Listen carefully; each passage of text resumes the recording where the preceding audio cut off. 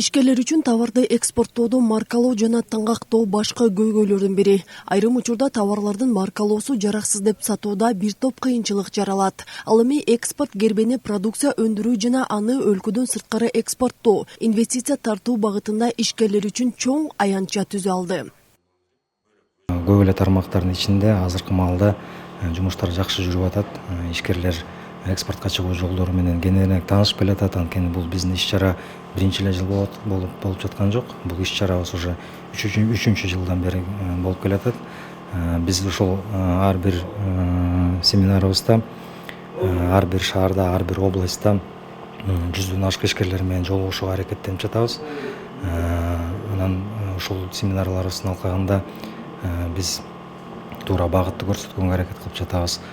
Маркалоо жана таңгактоо айрыкча тамак-аш продукцияларына керек. Анткени андагы товардын сактоо мөөнөтүн, кошулмаларын, коопсуздугун далилдеген сертификатын бир гана текшерүүчү органдар эмес, кардарлар дагы дыккат карашат. Ошондуктан товарды өтүмдүү көрсөтүү жана алыс жолго чыдамдуу кылып даярдоо өтө маанилүү. Ысык көлдөн ошол балды, бал челекчилерден, бал ырчылардан чогултабыз. Анан эң башкысы биз анализден өткөзүп, анан ошо көлөмүн карап, анан ошого жараша алар койгон баа менен алып анан жөнөтөбүз. Андан ары ал компания өзлөрү башка өлкөлөргө контракттары менен өзлөрүн жиберишет да. Анан бүгүнкү семинар мага кызыктуу болду. Анткени мен өзүм түздөн түз экспорт кылбасам дагы, анан бирок бизде ошондой деле сунуштар болот. Биз именно ошол ысык көлдүн именно ошо силерден алгыбыз келет деген клиенттер да жагат. Анан балким ошондойлор болуп калса, аларга биз түздөн түз экспорттук кызматтарды көрсөтөлүдү. Анан бияка келгенде ошол жаңы маалыматтарды алып, анан кандай инструменттерди колдонуп, ошол биз экспорттук потенциалды өнүктүрө алабыз же ошо экспорттук потенциалыбызды көрө алабыз деген максатта келдик.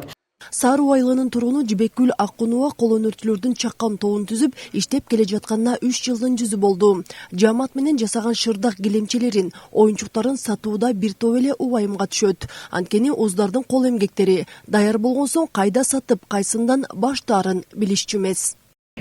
Бизде ошо өтпөй турган товарларыбыз көп. Атайын белги коюп, ошо өзүбүз деле ойлоп жүрөбүз. Ошо атайын өзүбүздүн мурас деп атын жазып, белги коюп, аяка бүт эмелерин, түстөрүн, баасын, размерин баарын ошо жасап, эмеге экспортко чыгарсак деген эле оюбуз бар. Бирок каяка кайрылып, каяктан баштаарыбызды билбей жүргөнбүз да.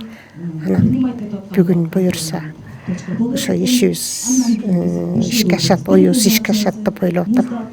Ата мекендик өндүрүүчүлөрдү экспорттоонун жолдору, эл аралык стандарттар боюнча катышуучуларга кеңири маалымат берилди. Ал арада халал сертификатына ээ болгон азык-түлүктөр катышуучуларга кызыгуу жаратты.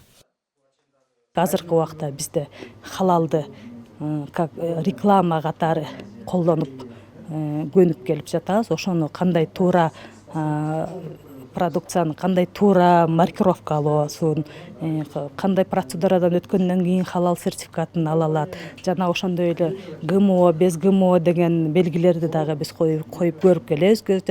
Ошону кайсыл убакта коюш керек, эмненин негизинде, ошолордун баарын азыркы өндүрүүчүлөргө маалымат бергени, ошолор менен тааныштырганы келип отурабыз.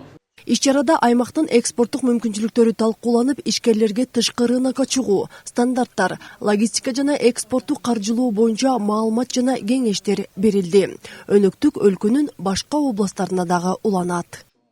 Айзат Анарбекова, Нурлан Чойбеков, Ысык көл жаңылыктары.